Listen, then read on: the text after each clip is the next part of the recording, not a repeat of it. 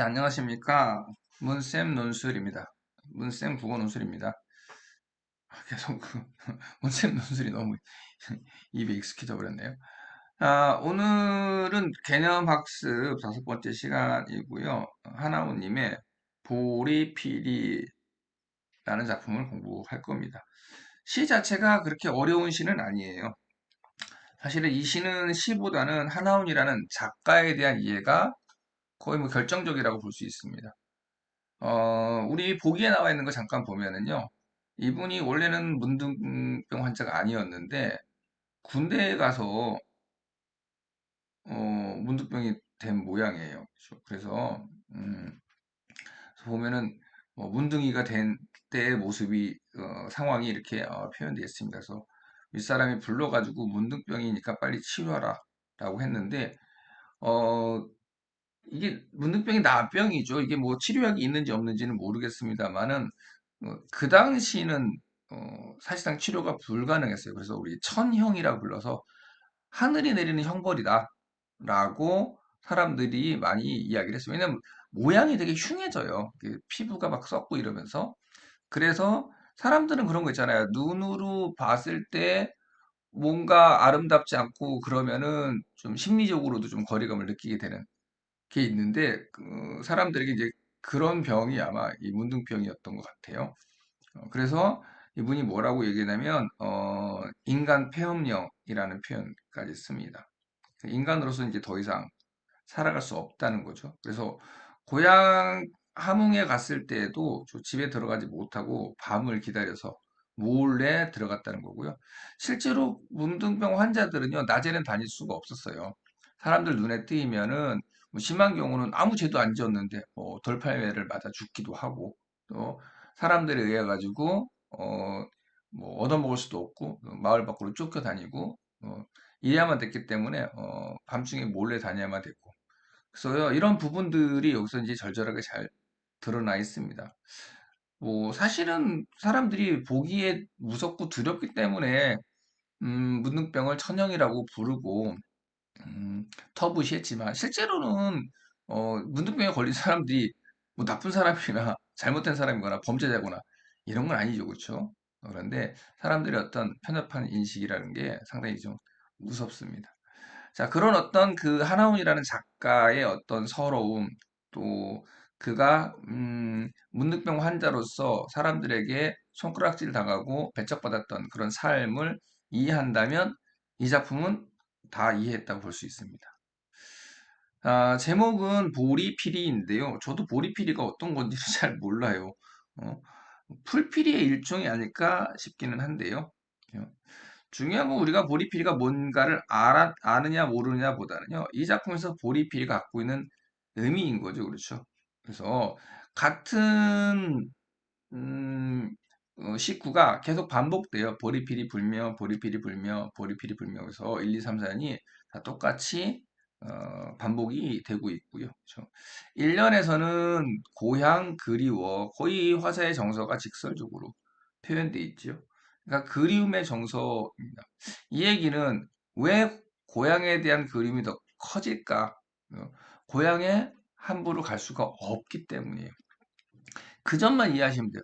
그래서 보리피리라고 하는 뭐 소재라고 볼 수 있는데 여기 일종의 일단 기본적으로 화자의 어떤 정서가 이입돼 있다고 볼 수 있겠죠.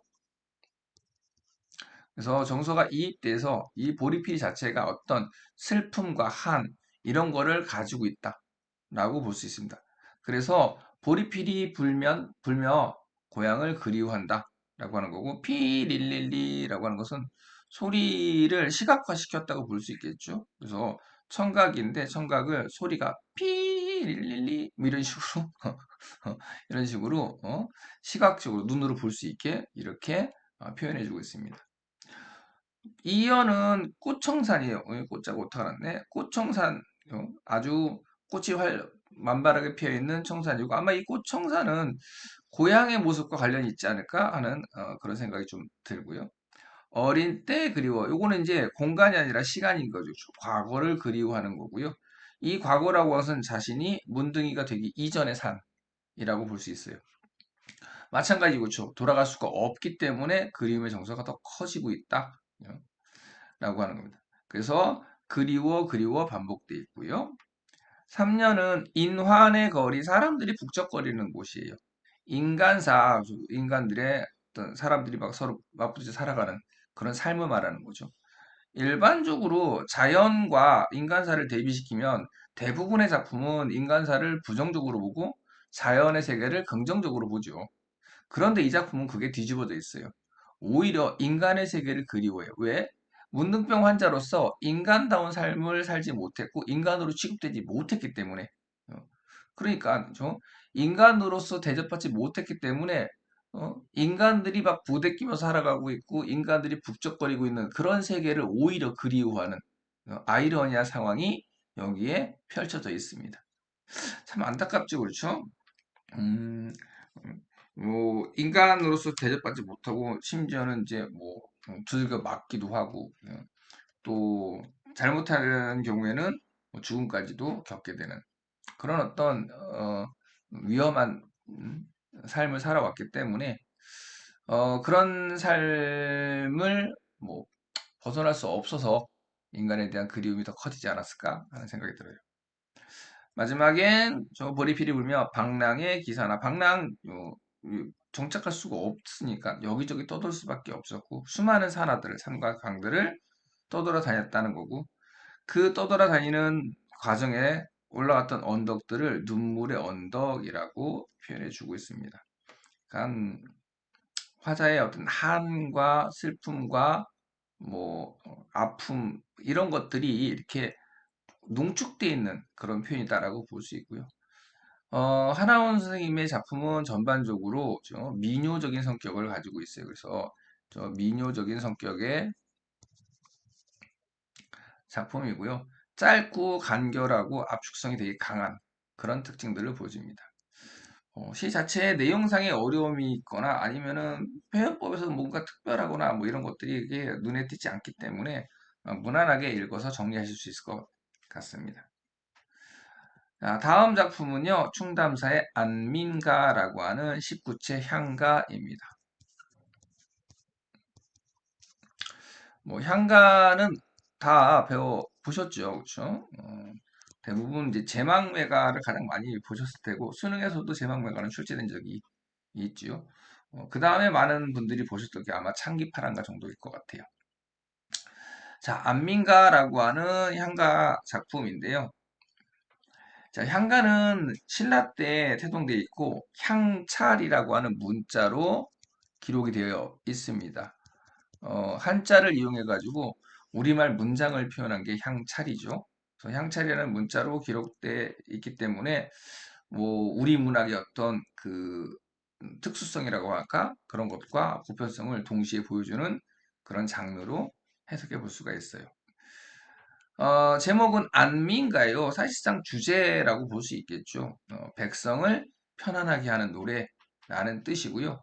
작가는 충담사인데요. 어, 이름에 사자 들어간 걸로 볼 때 이 사람의 직업은 뭐다? 스님이다. 라고 하는 걸 알 수가 있습니다. 그래서 자, 스님인 충담사가 지은 안민가라고 하는 유교적인 특성의 노래입니다. 고려 불교와 신라 불교가 거기에서 좀 차이가 나는 것 같긴 해요. 신라 불교는 약간 호국 불교의 성격이고 국가나 통치자들의 어떤 지배에 어떻게 보면 좀 부합하는 그런 어떤 종교적 속성을 가졌다고 볼 수 있어요. 스님의 이름이 충담이잖아요. 충성충자에 말씀 담자거든요. 그래서 충성스러운 말을 하는 그런 스님이다. 이렇게 볼 수 있습니다. 자, 내용은 되게 소박해요. 자, 임금은 아버지예요. 자, 임금은 아버지입니다. 신하는 어머니예요. 백성은 어린아이입니다. 자, 그러니까 이쪽은 국가를 통치하는 지배 원리인 거죠. 국가를 통치하는 지배 원리로서 임금, 신하, 백성입니다. 근데 원래 임금, 신하, 백성의 관계는 어떤 거예요? 수직적이고 위계적이죠. 그런데 이거를 다 비유를 통해 가지고 아버지, 어머니, 어린아이라고 하는 어떤 가정의 이야기로 바꿔놨어요. 자, 아버지, 어머니, 어린아이는 무엇에 기반합니까? 사랑에 기반하고 있죠. 위계 질서가 아니에요. 그렇죠? 위계적이라기보다는 서로가 서로를 감싸주고 보호해주고 서로의 어떤 역할에 맞게 적정한 일들을 통해서 화목하게 꾸려나가는 것이 목표인 그런 어떤 집단, 공동체라고 볼 수 있거든요. 그러니까 국가 공동체랑은 근본적으로 달라요. 그런데 자, 이 글의 작가는 좀 국가의 지배 원리를 좀 가정의 어떤 화목한 원리로 변화시켜서 표현해주고 있어요. 전부 다 은유법 쓰고 있고요.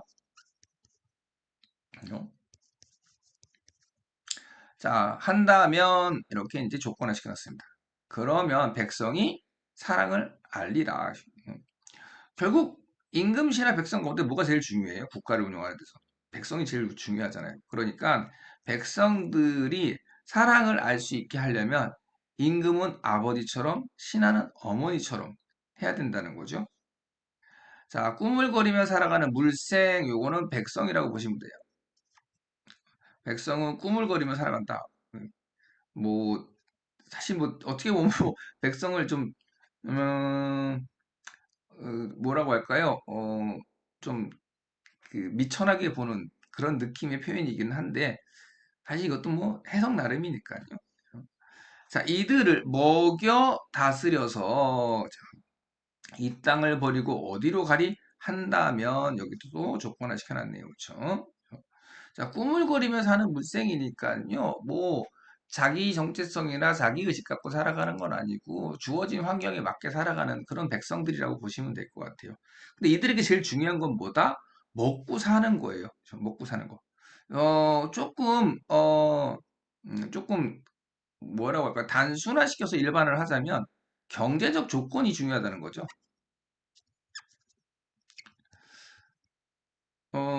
사실 어떻게 보면 가장 기본적이고 보편적인 조건 아닐까요? 먹고 사는 것, 돈, 쌀, 밥 이런 게 중요하잖아요. 어, 웰컴 투 동막골이라는 영화 보면 인민군 군관이 그 동네를 다스리는 이장님한테 물어보거든요. 동무는 어떻게 해서 이 백성들을 잘 다스리오? 이런 거죠. 하니까 그 할아버지가 하시는 말씀이 뭘 좀 먹여야지 이랬거든요. 먹고 살 수 있게 해줘야 된다는 얘기예요. 더군다나 신라 때는 생산성이 낮을 때잖아요. 그렇죠? 그러니까는 이들을 먹여야 다스릴 수 있다 또는 먹여서 다스려야 된다라고 하는 그런 어떤 경제적 조건에 대한 중요성을 강조했다고 볼 수 있고요. 그러면 이 땅을 버리고 어디로 가리죠? 당연히 이 땅이라고 하는 것은 신라를 말하는 거겠죠. 이 땅을 버리고 어디로 가리 한다면 이랬으니까는 저 이 땅을 버리고 가지 않는다는 거고요. 다른 식으로 해석해 보자면 이 시기에 좀 신라를 탈출해서 다른 나라로 도망가는 그런 백성들도 있었다는 그런 반증이기도 해요. 그렇죠? 자, 어쨌든 백성들이 이 땅을 버리지 않는다면 나라 안이 유지될 줄 알리라. 그래서 나라를 잘 유지할 수 있는 조건이 뭐다? 백성들을 경제적으로 풍요롭게 해줘야 된다라는 겁니다. 그리고는 마지막 아홉 번째 줄 아아라고 감탄사이고요. 십구지 한가에서만 전형적으로 나타나는 일종의 낙구입니다. 뭐 이 낙구 때문에 이제 향가가 뭐 시조에 영향을 줬다라고 이제 해석하는 교재도 있더라고요. 그런데 글쎄요. 거의 그 향가가 창작될 시기와 시조가 나올 시기가 거의 한 1000년 가까운 시간이 흐르지 않, 아, 1000년이 아니고 한 500년 가까운 시간이 흐르지 않나 싶어요. 어, 자, 어쨌든 임금답게 신하답게 백성답게 임금답게 신하답게 백성답게 우리 사회문화에서 기능론적 관점 배우잖아요. 그죠? 딱 그거예요. 그죠? 임금은 임금답게 신하는 신하답게 백성은 백성답게 라고 하는 거고요. 이걸 이제 유교적인 관점으로 보자면 유교적인 관점에서 보자면 일종의 공자님이 그런 얘기하죠. 정명사상 이름에 맞게 살아야 된다라는 이야기 하거든요. 그래서 정명사상적 관점과 좀 통한다라고 볼 수가 있어요. 물론 신라 때 유교라고 하는 게 있었습니까? 라고 물으면 좀 복잡하죠. 그렇죠? 복잡합니다. 공자의 삶이나 맹자의 삶도 따져야 되고 또 중국에서 이런 공자와 맹자의 삶을 정립시킨 시기도 따져야 되고 그래서 복잡해져요. 그냥 단순히 이렇게 돼. 그냥 거꾸로 뒤집어 가지고 유교적인 관점에서 이 작품을 본다면 이렇게 보자면 유교적인 어떤 사상과 서로 통하는 게 있다는 거죠. 그래서 자, 이 작품을 갖다가 유교적인 가치관, 유교적인 어떤 주제의식을 가지고 있다. 이렇게 해석하는 근거는 유교적 관점에서 이 작품을 거꾸로 봤을 때 그렇게 해석할 수 있다는 거예요. 그러면 나라안이 태평할 것입니다. 우리가 보통 태평성대라고 하는 거죠. 국가의 목표, 국가의 존립 원칙 뭡니까? 태평성대입니다. 태평한 거죠. 더군다나 뭐 이 작품이 쓰여진 시기까지 뭐 자세히 고증할 수는 없지만은 어쨌든 삼국이 대치되고 있고 또 신라가 통일했을 때에도 여러 가지 어떤 그 지방에서의 어떤 갈등과 이런 뭐 어려움들이 있었으니까 그래서 나란히 태평해지는 조건이 뭐다? 임금은 임금답게 신하는 신하답게 백성은 백성답게 살아야 한다라고 하는 겁니다. 자, 내용은 대충 된 것 같아요.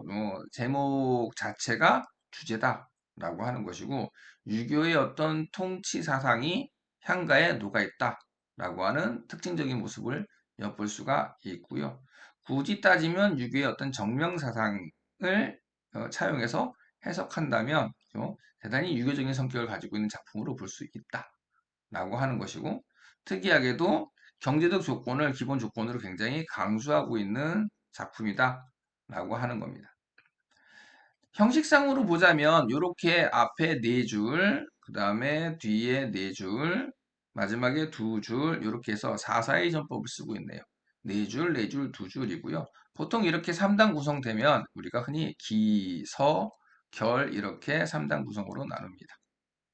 기는 국가의 통치 구조를 가정의 화목함을 유지할 수 있는 구성, 공동체 구성으로 어, 비유를 해서 조건화시켰다는 거고, 뒤에 4줄은 백성들을 설득하고 백성들을 나라 안에서 잘 살아가게 할 조건으로 경제적인 조건을 제시하고 있다는 것. 마지막 2줄에서는 임금, 신하, 백성이 각각의 어떤 기능에 맞는 역할을 잘 한다면 나라가 태평할 것이다 라고 하는 결론으로 이르고 있습니다. 어, 나름 재미있는 작품이긴 한데 향가가 수능에 나올 거냐라고 묻는다면 저는 좀 안 나올 거라고 봐요. 어, 출제 요소로 볼 수 있을 만한 것이 그닥 많지 않기 때문에 다만 보기 작품으로 등장을 한다던가 아니면은 복합 지문을 구성할 때 한 번쯤은 향가를 출제하고 싶은 그런 어떤 꿈틀꿈틀거리는 욕망 같은 게 있을 수 있지 않을까 하는 짐작은 좀 해봅니다. 자, 그래서 오늘 충담세 안민가까지 했고요. 좋아요 눌러주시고요. 구독해 주시기 바랍니다. 감사합니다. 다음 강의에서 뵐게요.